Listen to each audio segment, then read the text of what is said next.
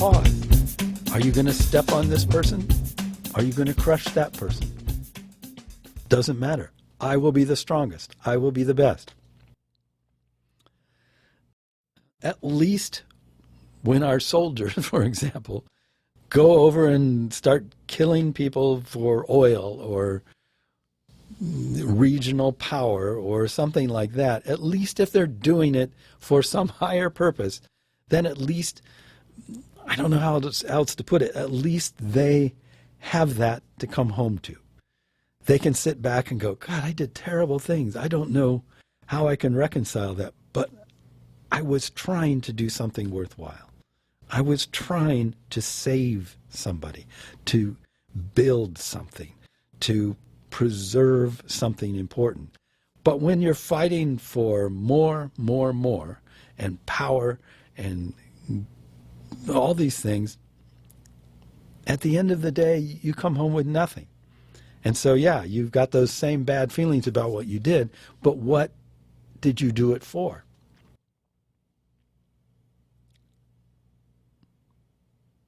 You know, I'm not defending the use of soldiers who believe in good things in order to do bad things. We need to stop that altogether.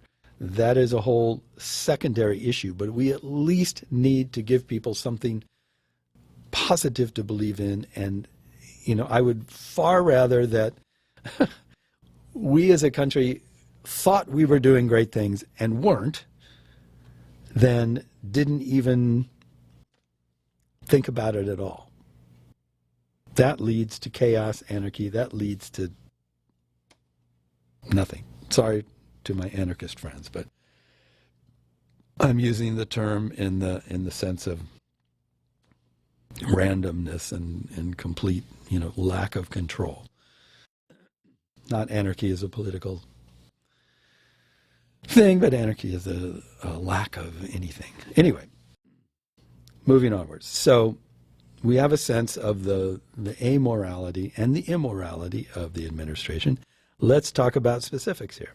So our next article is entitled, What a Pediatrician Saw Inside a Border Patrol Warehouse. Inside the Border Patrol warehouse on Ursula Avenue, Dali Lucio Sevier saw a baby who'd been fed from the same unwashed bottle for days.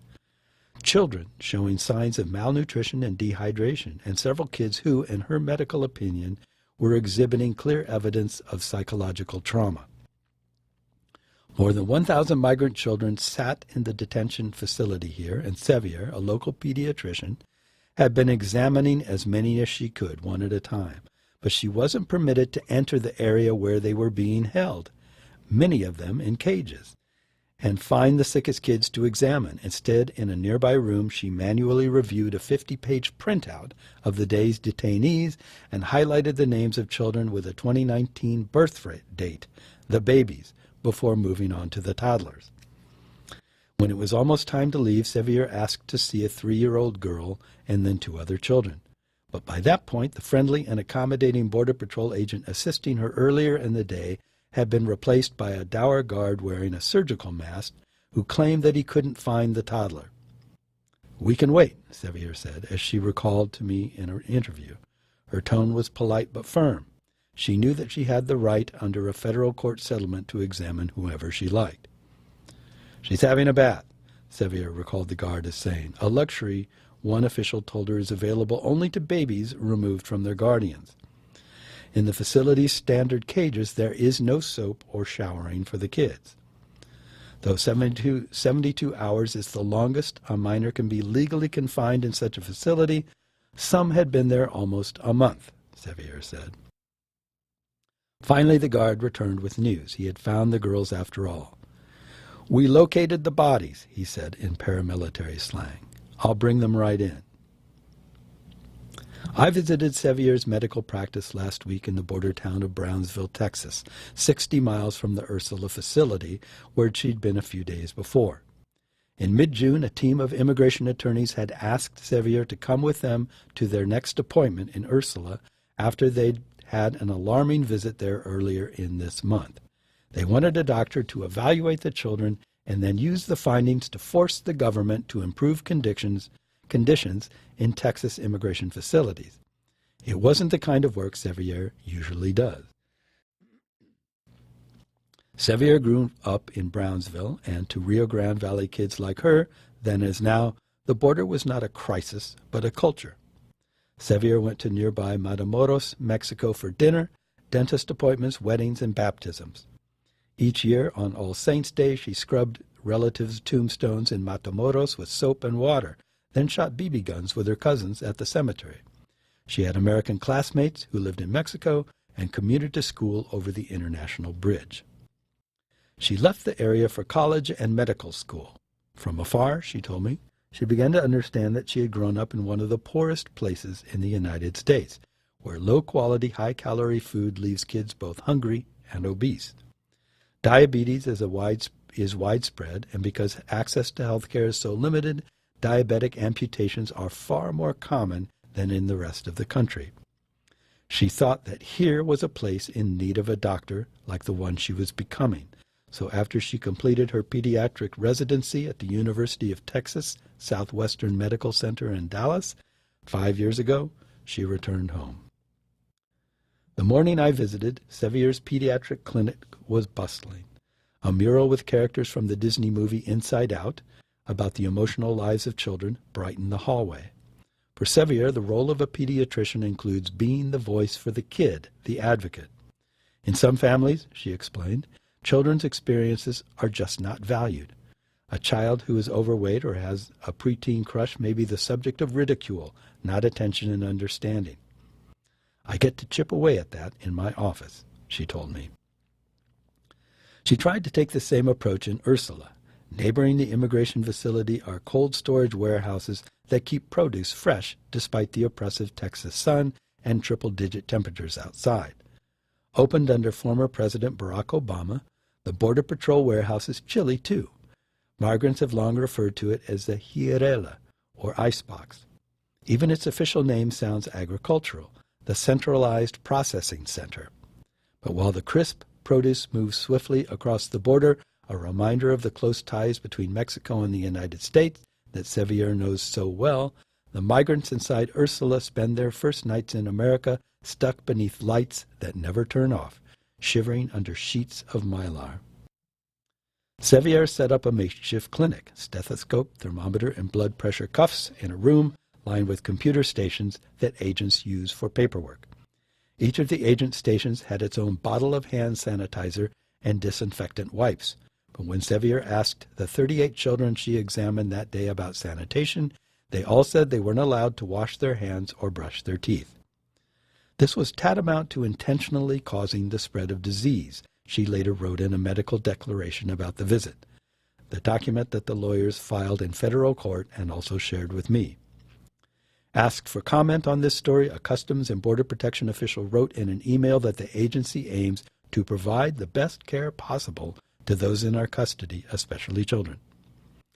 The agency's short-term holding facilities were not designed to hold vulnerable populations, the official added, and we urgently need additional humanitarian funding to manage this crisis.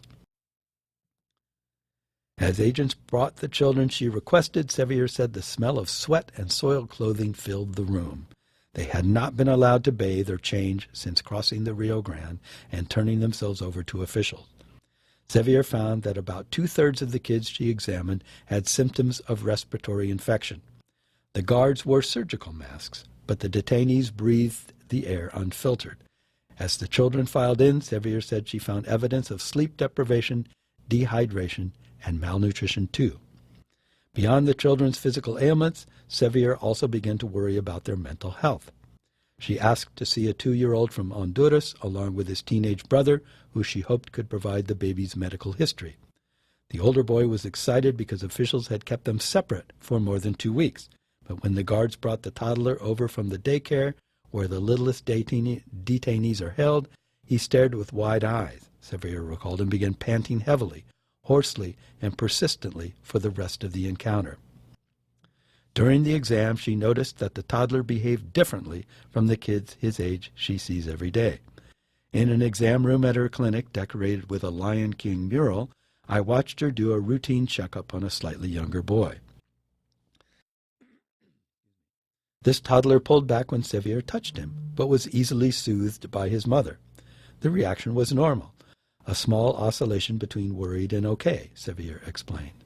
A little shyness is typical, she said, but toddlers shouldn't be fearful of a stranger. When they are afraid, when the memory of their last shots is fresh in their mind, for instance, they resist Sevier by crying, clinging to their caregiver, or squirming beneath her stethoscope. At Ursula, however, the children Sevier examined, like the panting 2-year-old, were totally fearful, but then entirely subdued, she told me. She could read the fear in their faces, but they were perfectly submissive to her authority. I can only explain it by trauma, because that is such an unusual behavior, she said. Sevier had brought along Mickey Mouse toys to break the ice, and the kids seemed to enjoy playing with them, yet none resisted, she said, when she took them away at the end of the exam.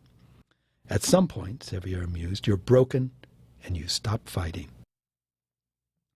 Sevier made her way down the list of names. A 15-month-old baby with a fever had been in detention for 3 weeks.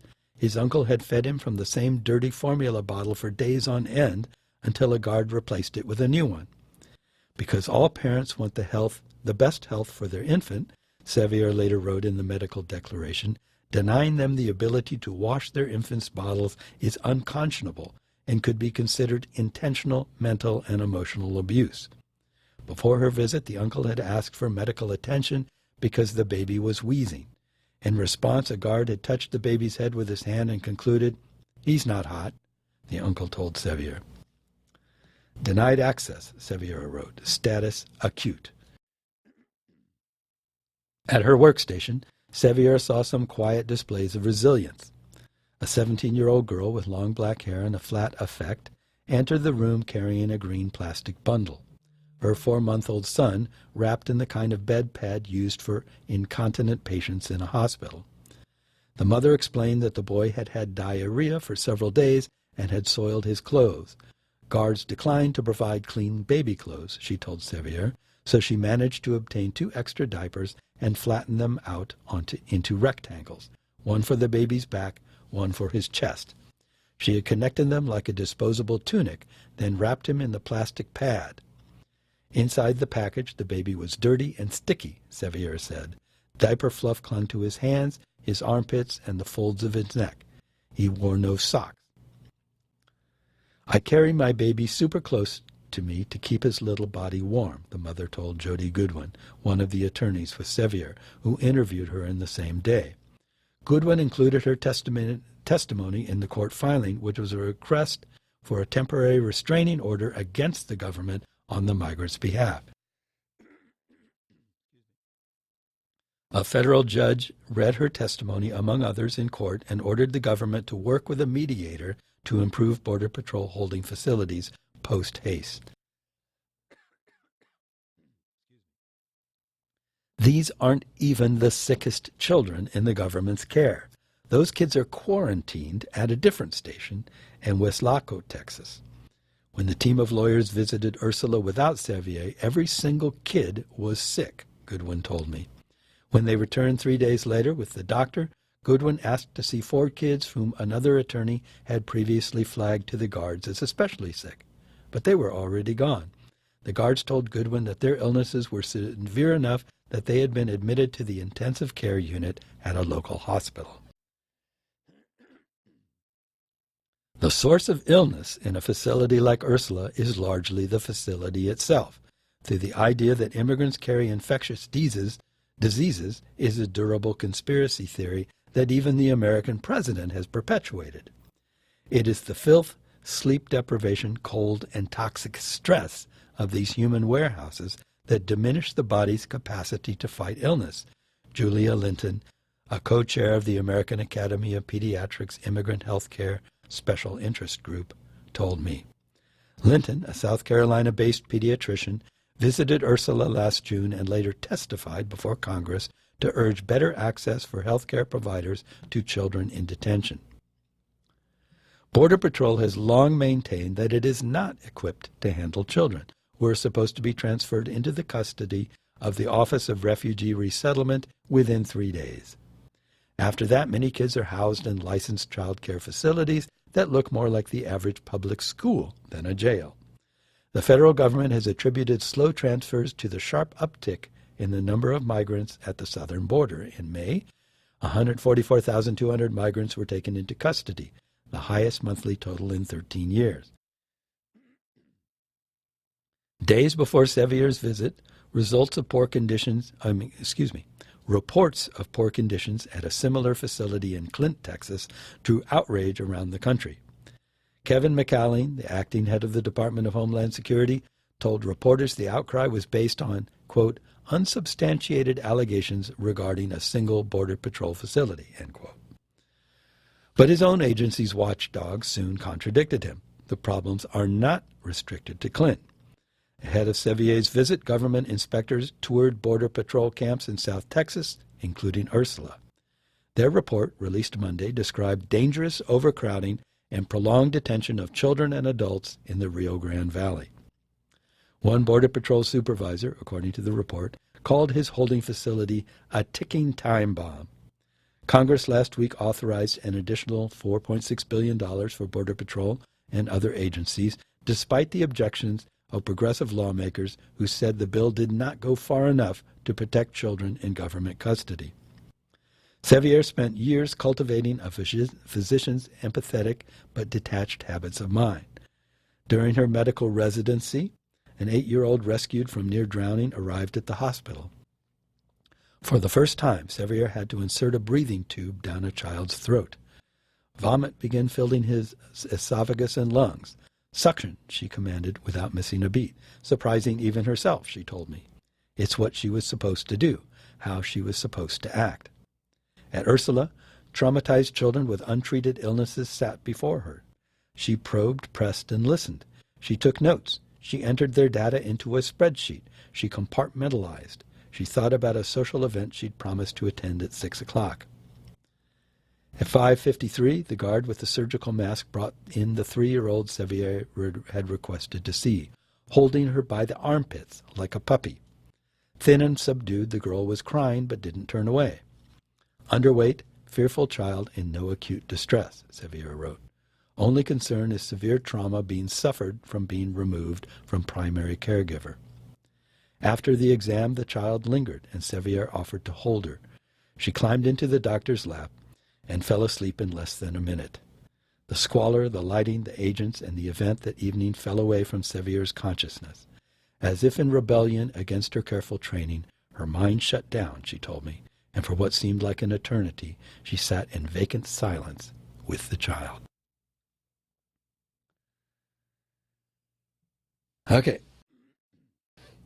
That is, if you were listening and paying attention, a crisis situation, a moral crisis. These children are kept locked up where they are because of the government's zero-tolerance policy. They could be released immediately. They could be sent to other places right away. They could be helped in all sorts of ways. People could come in and help them and hold them and care for them, but they are not allowed because of the criminalization at the border. Many of these people are refugees. They are coming here legally.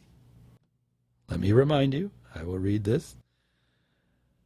Asylum is a protection granted to foreign nationals already in the United States or at the border who meet the international law definition of a refugee. The United Nations 1951 Convention and 1967 Protocol define a refugee as a person who is unable or unwilling to return to his or her own country and cannot obtain protection in that country due to past persecutions or a well-founded fear of being persecuted in the future on account of race, religion, nationality, membership in a particular social group, or political opinion. Congress incorporated this definition into U.S. immigration law in the Refugee Act of 1980. As a signatory to the 1967 Protocol and through U.S. immigration law, the United States has legal obligations to provide protection to those who qualify as refugees. The Refugee Act established two paths to obtain refugee status, either from abroad or as a resettled refugee or in the United States as an asylum seeker. And I bring that up because many of these people are asylum seekers and refugees. And they are being illegally, in my opinion, I am not a judge or a lawyer, held at the border and treated as criminals. And we see the following consequences, which you just heard me read about. Now, I want to read something else really quick because I think it's important, since we've been talking about morality and ethics. And this is entitled The Deepening Crisis in Evangelical Christianity. I'm not a Christian. I have no religion. I'm just going to read this for those of you who care about this from a religious perspective. Last week, Ralph Reed, the Faith and Freedom Coalition's founder and chairman, told the group, "There has never been anyone who has defended us and who has fought for us who we have loved more than Donald J. Trump. No one." Reed is partially right. For many evangelical Christians, there is no political figure whom they have loved more. I recently exchanged emails with a pro-Trump figure who attended the president's re-election rally in Orlando, Florida on June 18th. He spoke to me on condition of anonymity so as to avoid personal and professional repercussions. He had interviewed scores of people, many of them evangelical Christians. "I have never witnessed the kind of excitement and enthusiasm for a political figure in my life," he told me. "I honestly couldn't believe the unwavering support they have. And to a person, it was all about the fight. There is a very strong sense that he has been wronged by Mueller, wronged by the media, wronged by the anti-Trump forces. A passionate belief that he never gets credit for anything." The rally-goers, he said, told him that Trump's era is spiritually driven. When I asked whether he meant by this that Trump's supporters believe God's hand is on Trump this moment and at the election, that Donald Trump is God's man in effect, he told me, yes. A number of people have said they believe there is no other way to explain his victories. The data seem to bear this out. Approval for President Trump among white evangelical Protestants is 25 points higher than the national average. White evangelical Protestants who regularly attend church, that is once a week or more, approve of Trump at rates matching or exceeding those of white evangelicals who attend church less often. The enthusiastic, uncritical embrace of President Trump by white evangelicals is among the most mind-blowing developments of the Trump era. How can a group that for decades, and especially during the Bill Clinton presidency, insisted that character counts and that personal integrity is an essential component of presidential leadership, not only turn a blind eye to the ethical and moral transgressions of Donald Trump, but also consistently defend him? Why are those who have been on the vanguard of family values so eager to give a man with a sordid personal and sexual history a mulligan? Part of the answer is their belief that they are engaged in an existential struggle against a wicked enemy, not Russia, not North Korea or Iran, but rather American liberals and the left. If you listen to Trump supporters who are evangelical, you will hear adjectives applied to those on the left that could easily be used to describe a Stalinist regime. Many white evangelical Christians, then, are deeply fearful of what a Trump loss would mean for America, American culture, and American Christianity. If a Democrat is elected president, they believe it might all come crashing down. During the 2016 election, for example, the influential evangelical author and radio talk show host Eric Metaxas said, quote, "In all our years, we faced all kinds of struggles. The only time we faced an existential struggle like this was in the Civil War and in the Revolution when the nation began. We are on the verge of losing it as we could have lost it in the Civil War." Many evangelical Christians also filled with grievances and resentments because they feel they have been mocked, scorned, and dishonored by the elite culture over the years. For them, Trump is a man who will not only push their agenda on issues such as the courts and abortion, he will be ruthless against those they view as threats to all they know and love. For a growing number of evangelicals, Trump's dehumanizing tactics and cruelty aren't a bug, they are a feature. Trump's own the libs and they love it. I only have a couple more minutes, so I'll skip some of this. But there's also the undeniable hypocrisy of people who once made moral character and especially sexual fidelity central to their political calculus and who are now embracing a man of boundless corruption.